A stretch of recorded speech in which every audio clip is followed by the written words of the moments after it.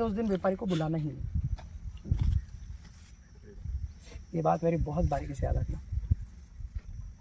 कभी नाही। मशीन तुमची ज्या दिवशी बंद असेल ना, समोरचा व्यापारी आला तर तो हे बघणार नाही तुमची मशीन बंद आहे, तो काय बघणार माहिती आहे का, मशीन बंद क्यों है, माल है, लाइट है, क्योंकि व्यापारी आएगा तो तुम घर में ही बैठाओगे ना,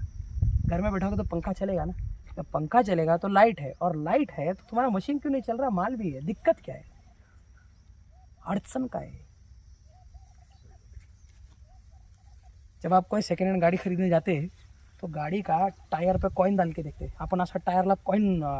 टाकून बघतो, ते थ्रेडिंग पूर्ण घासलेलं नाही ना, इंजनचा पेंट आतमध्ये बघतोय, पेंट बिंट उडला नाही ना, म्हणजे ॲक्सिडेंटचा केस नाही ना, का बघतो आपण, का आपल्याला 2 पैसे भावताव करायला जमायला पाहिजे ना, तर आपण त्याला क्रॅक करू शकतो ना, अरे नाही रे ॲक्सिडेंटचे केस नाही चालेल मला, तर तसंच तो इथं तुमच्यावरती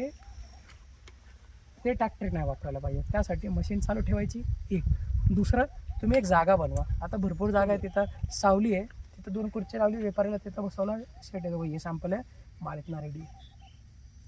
प्रोडक्शन फ्लोअर कधीही दाखवायचा नाही, सध्या ठीक आहे, सध्या हे सगळं समजू शकतो,